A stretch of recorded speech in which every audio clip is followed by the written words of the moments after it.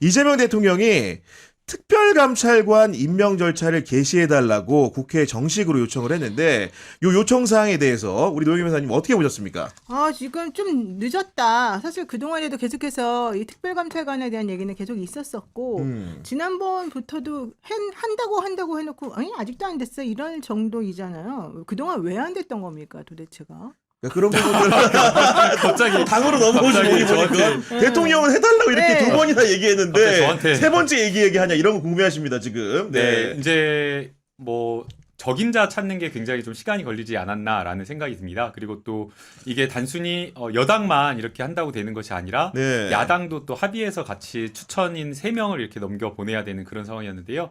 그러한 어떤 절차와 과정에 있어서 조금 매끄럽지, 야당의 협조가 좀 매끄럽지 않았던 것으로 보이고요. 네. 대통령께서는 일관된 입장으로 지난해 취임하시면서부터 6월에도 감찰관 임명을 이야기를 했었고, 또 아마 9월경, 10월경 그쯤에도 비서실장도 여러 차례 이야기를 했기 때문에 네. 아마 일관된 그 입장 하에서 이번에도 말씀하신 걸로 알고 있습니다. 그러니까 그러니까 어쨌든- 대통령은 네. 잘하고 있는데 왜 네. 당에서는 이렇게 미적거리고 있느냐. 게다가 뭐 지금 야당의 협조도 구해야 된다고 하지만 현실적으로 그동안에 민주당이 일 처리한 걸 보게 되는 거 굳이 야당의 협조 때문에 못했다는 건 좀 받아들이기 어려운 부분이 그렇죠, 있어요. 지금. 게다가 네. 윤석열 씨 때 그 김건희 씨라든가 최은순 씨라든가 김진우 씨라든가 친인척 대통령 배우자 및 사촌인의 네. 친족 이 사람들의 그 전행 같은 게 되게 많았다고 우리가 되게 짜증내고 있었었는데 그래서 윤석열 씨는 그때 말로만 하고서 제대로 안 한 게 뻔하지 않습니까? 왜 안 했는지? 딱 걸리니까요. 딱 걸리니까. 하는 순간. 네. 네. 그랬는데 우리 대통령은 당연히 아니라고 해가지고 지난번부터 계속 얘기됐던 걸로 아는데 대통령이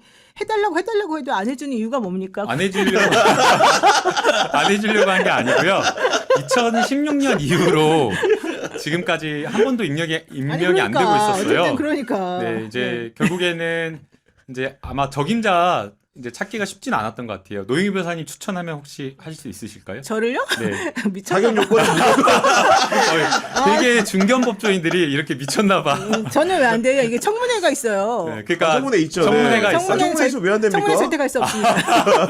오늘 그러니까 혹시 청문회 이상으로 입고 나오신 거 아니죠 혹시 지금? 이제 많은 분들께서 인사청문을 거쳐야 하는 자리이고 네. 그리고 기존에 활동하고 있었던 여러 뭐 사업이라든지 이런 사건 수임된 거라든지 이런 것들을 정리하고 정리해야 가야 되니까 되니까.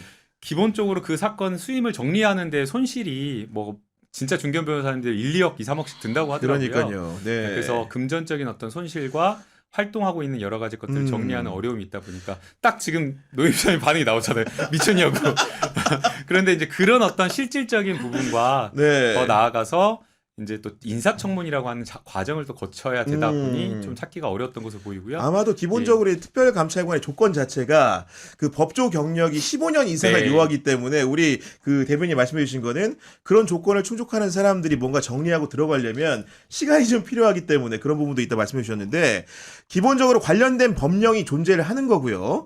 그러면 가장 그 뭔가 좀 이 법이 도입되면 불편한 사람이 누군가 보면 당연히 대통령과 배우자, 게다가 이제 사촌인의 친족들이 이제 감찰 대상자군에 들어오기 때문에 가족 친지가 굉장히 불편할 수 있는 거고 거기에 더해가지고 법령이 정한 대상자 같은 경우에는 대통령 비서실에 근무하는 수석 비서관 이상의 공무원을 얘기하고 있거든요. 그렇게 따지면 3실장 7수석. 그렇죠. 3실장 칙수석이기 때문에 당장 어제 기자들을 상대로 발표했던 강훈식 비서실장도 이 법에 의거하면 감찰 대상자가 되는 겁니다. 네. 네, 그래서 사실 이게 불편한 것 아니냐라고 하면서 역대 정권에서는 임명을 안 한 측면이 있었습니다. 그러나 이재명 대통령은 국정 운영 자체의 가장 기본적인 철학을 투명하게 그 의사결정과 국정 수행 이런 것들을 다 공개해야 된다라는 원칙하에 네. 국무회의까지 다 공개를 하고 있기 때문에 오히려 감찰의 대상이 되는 것이 이 국가 권력을 건강하게 만든다라는 그런 기본적인 이념과 철학이 있으신 걸로 보이고요.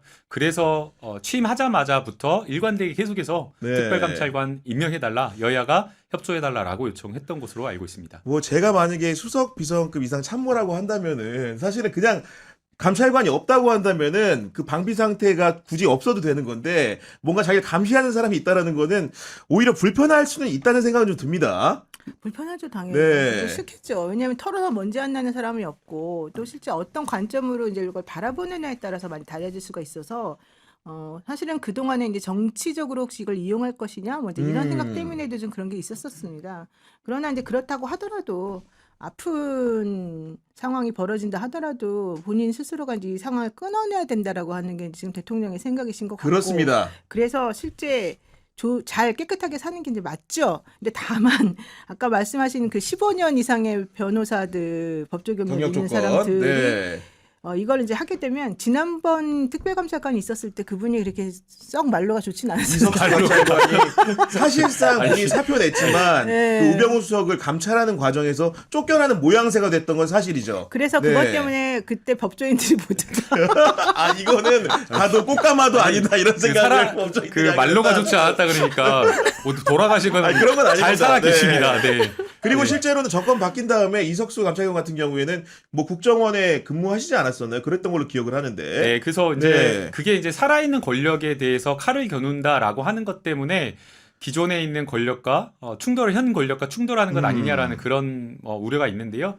그러나 이제 이재명 정부에서는 그렇지 않고 오히려 특별감찰관의 수사에 적법한 권한을 인정해주고 그리고 그러한 어떤 경계, 와치독 이런 어떤 맞아요. 역할을 건강하게 보고 있기 때문에 그러한 어떤 문제는 우려는 없을 걸로 그러니까 그래서 생각됩니다. 지금 사실 하려고 생각하는 사람도 많아요. 좀 전에 이제 정리하려 그러면 몇 억 든다. 이제 그 얘기는 현실적으로 사건 맡고 있는 변호사들이 그거를 정리하려면 수임료도 돌려줘야 되고 사무실도 정리해야 그렇겠죠. 되고 네. 그러니까 돈이 들어간다는 얘기인 것이고 진짜 쉽지 않아요? 진짜 그 예. 돈이 들어가. 근데 국회의원들은 다 하잖아요. 국회의원들도 원래 그렇게 되는데도. 그러니까 국회의원들보다는 더 깨끗하게 이제 해야 되니까 더 돈이 들어가겠지만 그거보다는 청문회 때문에 사실 이제 못하는 게 많아요. 청문회를 거쳐야 되기 예, 때문에 예, 예. 차관급 공직자지만 워낙 중요한 자리이기 때문에 인사청문회를 통해 가지고 각계의 검증 사항들 요하는 예, 것들을 예. 체크해 본다 이런 말씀이신 거네요. 체크 당하는 네. 게 쉽지가 않고 본인이 이제 체크하는 입장에 있는 것과 체크 당하는 입장에 있는 거는 완전히 다르기 때문에 이제 말은 잘해도 실제로 이제 그다음에 또 이제 현실적으로 이런 문제가 있어요.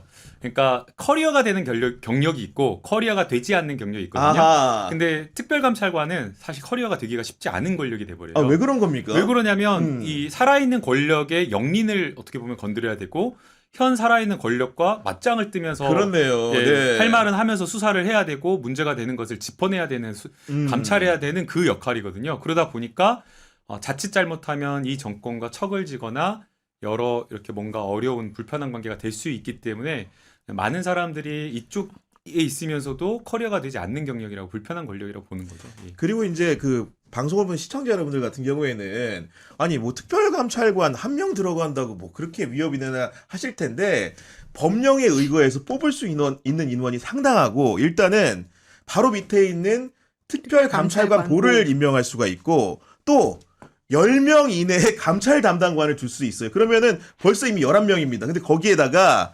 감사원이나 대검이나 경찰청이나 국세청에서 관계기관 장애들 부탁해가지고 파견 공무원을 받을 수 있는데 그 인원이 또 20명 이내. 그러니까 30명 규모의 와치독이 생기는 거기 때문에 막상 이렇게 감시를 당하는 사람 입장에서는 간단한 일은 아닙니다. 이 노는 자리가 아니잖아요. 네. 노는 자리도 아니고 어디에서 누구에게 어떤 식으로 총뿌리를 겨눌지 이제 모르는 부분이 있어가지고 네. 사실 이제 불안해질 수밖에 없고 이제 이분들 입장에서도 그냥 그 자리만 차지하고 있을 수는 없잖아요. 뭔가 성과를 내야 그렇죠. 되잖아요. 당연합니다. 그러니까, 네. 그러니까 좀 성과를 내야 되는데 그렇게 건드리다 보면은 아까 말씀하신 것처럼 현재 있는 이 살아있는 권력자들을 건드릴 수밖에 없어요. 대통령과 이 3실장 7수석 얼마나 높은 분들입니까? 어마어마한 분들이죠. 네, 그러니까 네. 이제 그 사람들이 뭘 잘못했나부터 시작해서 그 친척들이 뭘 잘못했나까지 다 뒤져야 되기 때문에 이제 되게 부담은 많이 가죠.